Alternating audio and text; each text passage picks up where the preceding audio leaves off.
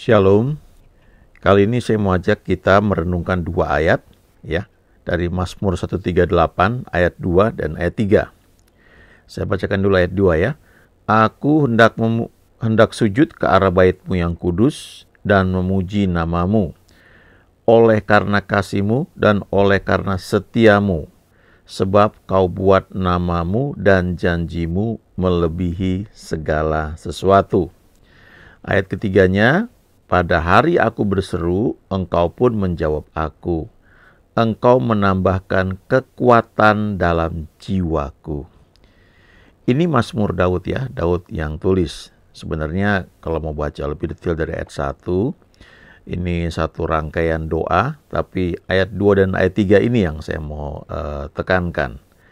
Nah, kita bisa lihat dalam bahasa Inggris ya, kurang lebih hampir sama, tergantung terjemahannya dari versi apa. Ini yang saya bacakan ya, salah satu versi.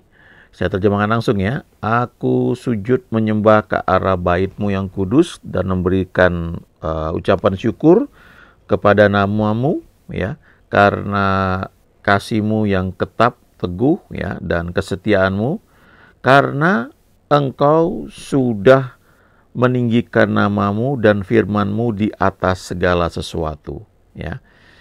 For you have exalted above all things your name and your word. Ya, baru ayat 3-nya, on the day I call, pada hari aku berseru, you answer me. Engkau menjawab aku. My strength of soul you increase. Jadi, waktu Daud ini berseru kepada Tuhan, ya, Tuhan menjawabnya. Tidak hanya itu, tetapi kekuatan dalam jiwanya itu bertambah, ya. Ada lagu yang kita suka nyanyikan ya, ajaib Kau Tuhan ya. Tapi ada bait awalnya kalau nggak salah ya, kekuatan di hidupku ku dapat dalam Yesus. Nah, kekuatan dalam hidup itu sebenarnya kalau kita artikan lebih kepada kekuatan yang muncul di jiwa kita ya. Karena di jiwa itu kan ada kehendak ya, ada pikiran, ada emosi, dan seringkali kalau kita baca di kitab Mazmur, jiwaku letih lesu. Lalu Daud penulis Mazmur berkata, bangunlah hai jiwaku ya, berharaplah kepada Tuhan ya. Jadi itu seringkali kalau dikatakan kekuatan itu, kekuatan yang diberikan atau yang masuk ke dalam jiwa kita ya, memberi semangat ya. Nah, kenapa bisa begitu? Karena Daud mengerti, memahami di ayat yang kedua khususnya ya. Itu poin yang perlu kita perhatikan ya, di ayat yang kedua ya. Saya ulangi sekali lagi ya. Aku hendak sujud ke arah bait-Mu yang kudus dan memuji nama-Mu. Oleh karena kasih-Mu dan oleh karena setia-Mu ya. Ini perkataan Daud. Kemudian dia katakan alasannya, sebab Kau buat nama-Mu dan janji-Mu melebihi segala sesuatu. Jadi ini hal yang perlu kita ingat waktu kita berdoa, waktu kita menyembah Tuhan ya. Tentu kita meninggikan namanya, kita mengucap syukur dalam banyak hal. Tetapi ada satu hal di sini yang Daud mengerti, bahwa dia berkata, Tuhan ini membuat namanya dan janjinya melebihi segala sesuatu.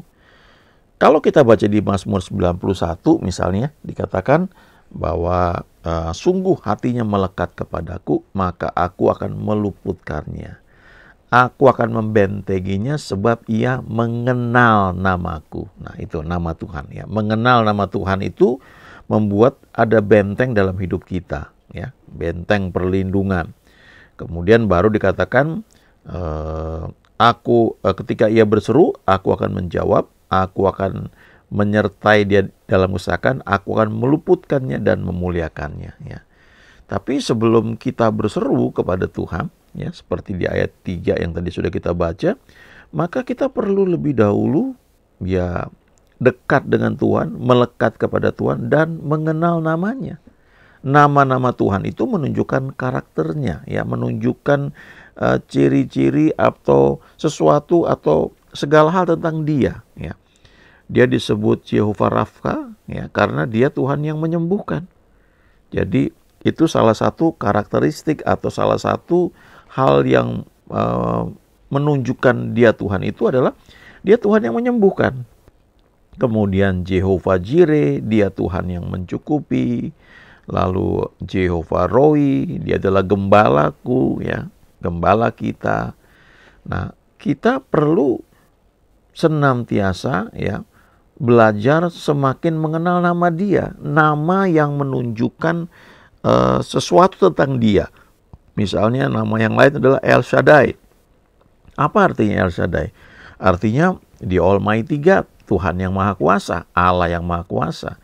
Atau dapat juga dikatakan Tuhan yang selalu up to date, ya, menyesuaikan dengan keadaan. Dalam segala keadaan dia lebih dari cukup. Dia bisa cocok, bisa pas dengan semua kebutuhan, ya, yang mungkin saat itu kita rasakan. Waktu dia menampakkan diri kepada Abram, ya, itu Abram sudah lanjut sekali usianya, ya.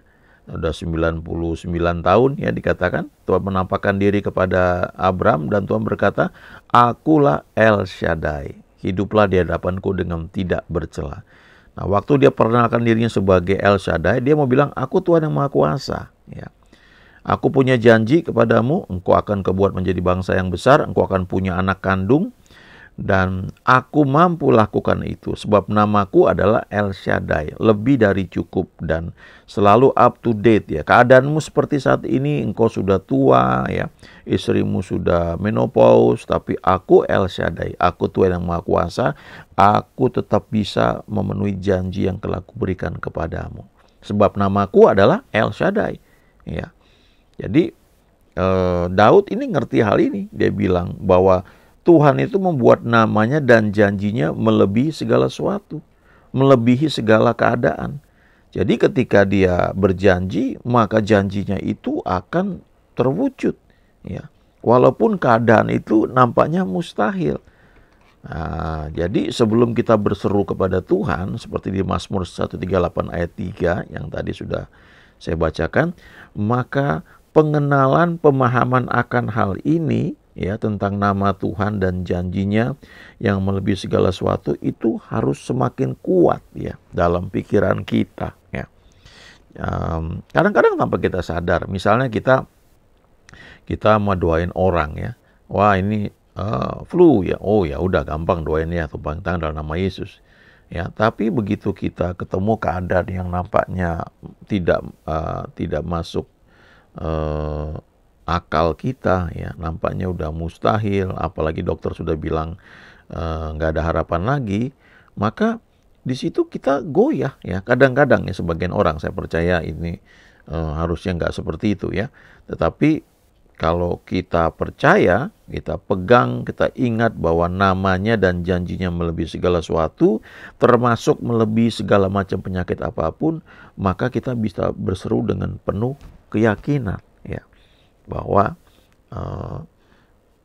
apapun keadaan yang dihadapi, ya, nama Tuhan, janji Tuhan itu melebihi keadaan tersebut, ya.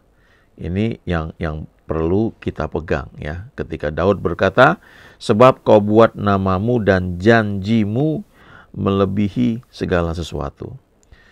Khusus untuk ayat 2 ini, ya, kalau kita baca berbagai terjemahan dalam bahasa Inggris, juga dalam bahasa Indonesia, nanti saya tunjukkan, ya. Ini menarik sekali, ya, bahwa Tuhan itu sangat peduli pada janjinya, ya, pada firman-Nya, ya.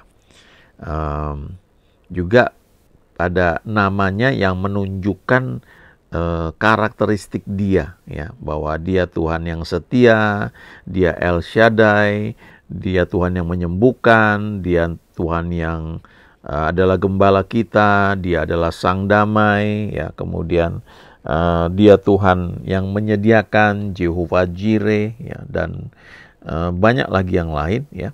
Nah, nama-namanya itu yang menunjukkan sifat atau karakter Tuhan itu dikatakan melebihi segala sesuatu.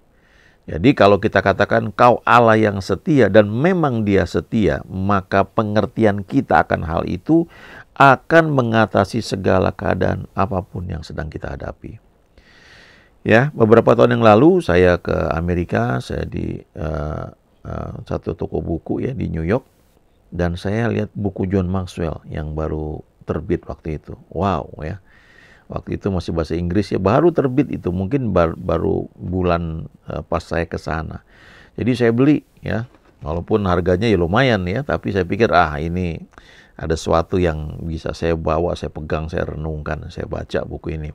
Nah, judulnya menarik ya, No Limits ya, Blow the Cap of Your Capacity. Jadi nggak ada batasan. Nah, ini yang nulis ini pendeta ya, hamba Tuhan, dan juga sudah sangat terkenal sebagai seorang yang mengajarkan leadership ya. Dan judul bukunya No Limits ya. Ini John Maxwell ini berbicara melampaui gedung gereja ya. Dia tidak hanya bicara di lingkungan gereja, tapi dampaknya ini sampai di luar batas gedung gereja ya. Jadi dia itu memberikan training bagi para leader dan itu internasional. Kalau ngikutin dia buat seminar itu mahal ya, karena yang bayar juga perusahaan-perusahaan gede ya, orang-orang yang memang para leader CEO mendengarkan apa yang dia sampaikan. Dan dia ngomong ini, No Limits judulnya ya. Bagaimana ketika orang mengenal Tuhan itu karena Tuhan yang tidak terbatas itu ya, lalu kita mengizinkan dia bekerja dalam hidup kita, maka sebenarnya tidak ada batasan ya. Dia memang bagikan sebagian buku-buku dia tuh sifatnya lebih general ya, lebih positive thinking. Tapi bagi sebagian orang-orang Kristen ya, mungkin kadang-kadang kata-kata ini No Limits ini diasosiasikan dengan New Age ya. Ya, tergantung kita mandangnya seperti apa ya. Kalau kita perhatikan memang dari sejak awal ya, ketika manusia diciptakan, Tuhan berkata bahwa manusia ini diciptakan untuk menjadi manajer ya, to manage alam semesta ini, dunia ini. Dan lalu ada persekutuan ya antara Tuhan dengan manusia yang diciptakannya. Tapi ketika manusia jatuh dalam dosa, maka persekutuan itu menjadi terganggu ya. Manusia terhilang di hadapan Tuhan, lalu manusia mulai menggunakan kekuatan jiwanya ya untuk meng-create banyak hal. Dan terjadi sampai sekarang ya. Misal di Kejadian 11 ketika Tuhan turun ya, katakan memeriksa manusia yang sedang membuat menara Babel ya. Dan itu orang-orang yang istilahnya tidak kenal Tuhan. Mereka bisa bangun sesuatu yang besar. Kenapa? Karena ada kekuatan dalam jiwa manusia. Memang itu ada ya. Sehingga apapun yang direncanakan, apapun yang diimajinasikan, itu tidak ada yang tidak dapat terlaksana. Itu firman Tuhan ya, dia di Kejadian 11.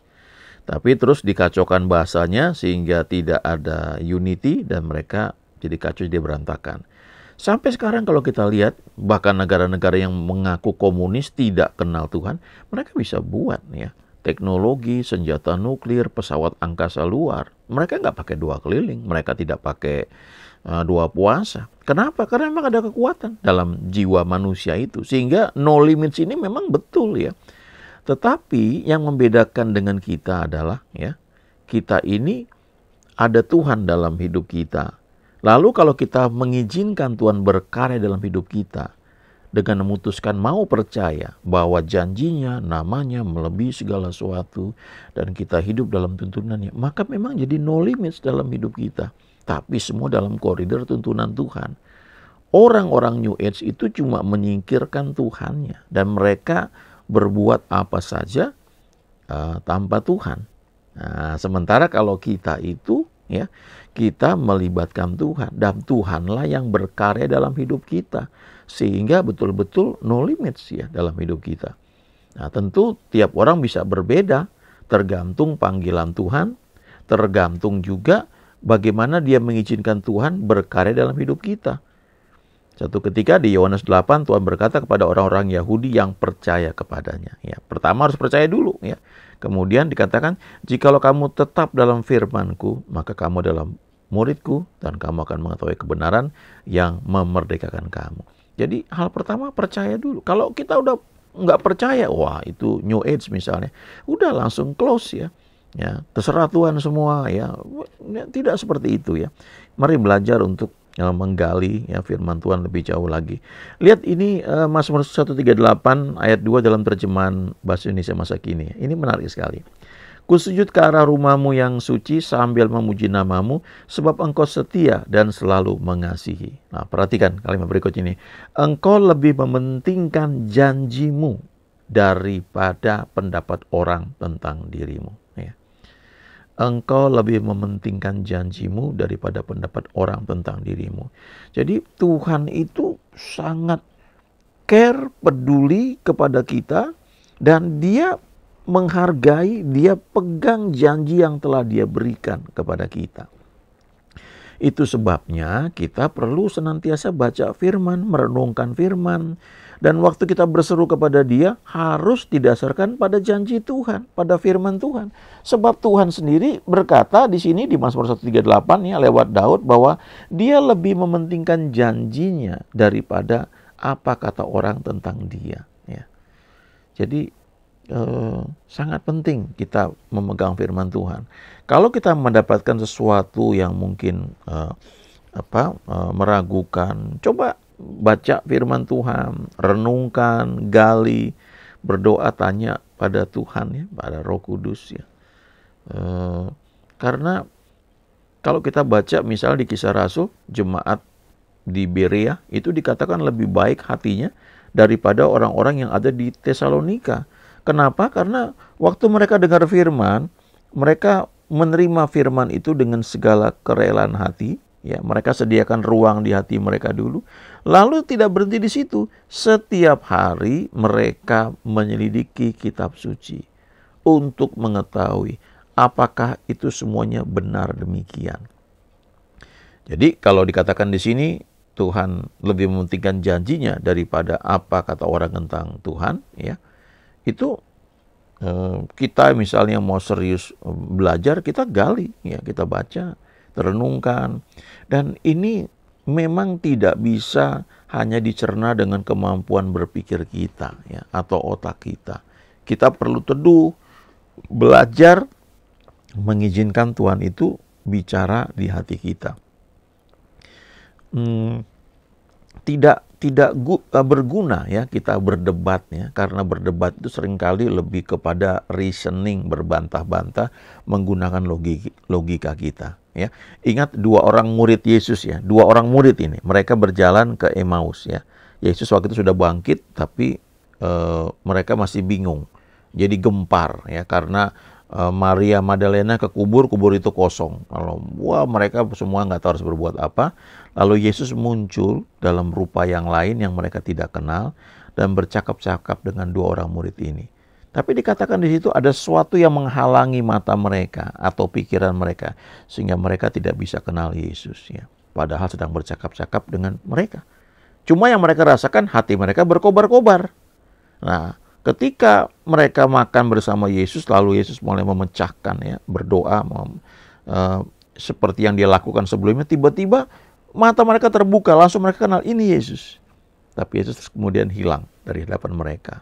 Nah, jadi bisa saja dan sangat sering memang kita berdebat ya dengan pengetahuan kita ya, wah, dan itu arahnya kepada reasoning, berbantah-bantah ya.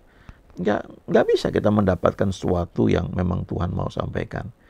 Belajar teduh, ya, izinkan Dia bicara kepada kita, maka kita akan melihat bahwa memang Dia Tuhan yang dahsyat. Kalau Dia bersama kita dan memang Dia bersama kita, maka betul-betul no limits, ya. Nggak ada batasan. Tetapi itu dalam koridor Tuhan itu bersama kita, ya. Ada Tuhan di situ.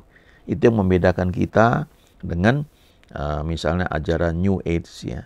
Ajaran New Age itu mengajarkan pusat kehidupan itu adalah manusia. Jadi kita bisa buat apa saja. Dan memang itu terjadi ketika Adam dan Hawa keluar dari taman di Eden. Ya, mereka mesti berusaha berbuat apa saja.